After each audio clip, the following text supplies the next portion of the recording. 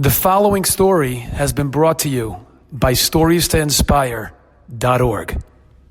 So I flew out to Miami for a few days, and I was asked by a good friend of mine, Jonathan Dagme, to come with him to different shuls, to check out the area, some places to speak in, even to get to know the people. What a beautiful area.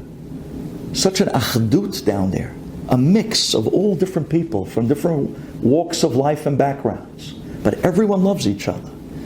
And it was over there that one morning he decided he wanted to bring me to the Chabad. There's a large, beautiful Chabad building. It's almost a block long.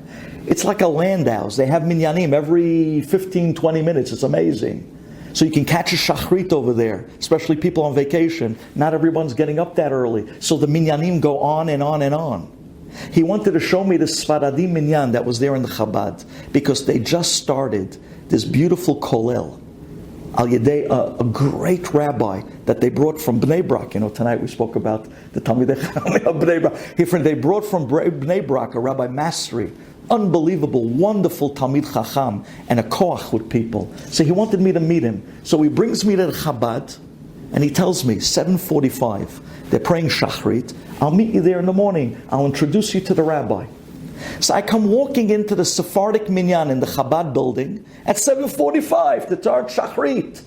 As I walk in to the shul, there's a guy there in his talet and tefillin with his hair slicked back on his phone answering emails. I walk into the room. He looks up for his phone a second. He looks at me. He goes, "Huh?" And he drops his phone. And the phone lands on the floor and cracks. A big crack. He showed me the crack. A big crack right going through his screen. And then he looks at me and says, "You? What are you doing here in Miami?" And I'm like, I'm just here for a few, that was a Shalom Aleichem. I'm just here for a few days. He says, "You're not going to believe this." He says, "I just came from Mexico.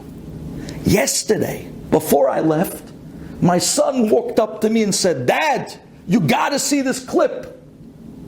And he showed me a clip of you, Rabbi, giving a 5-minute clip on how terrible it is to be in shul with your talet and tefillin on when you're supposed to be praying, and instead you're sitting there answering emails right in front of God.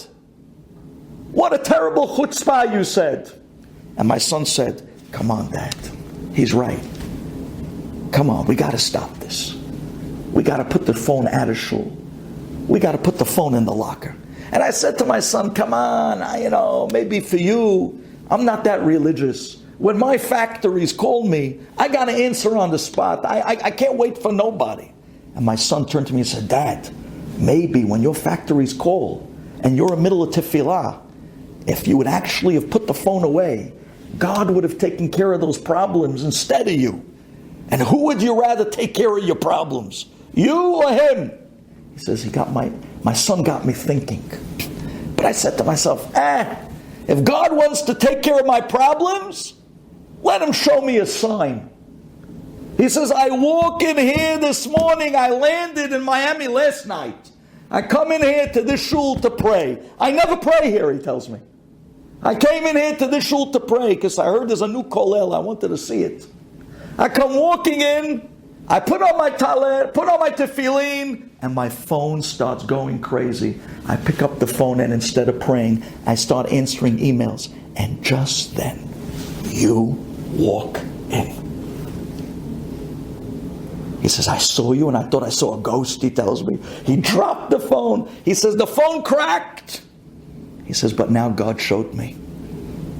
I'm never going to bring this in again.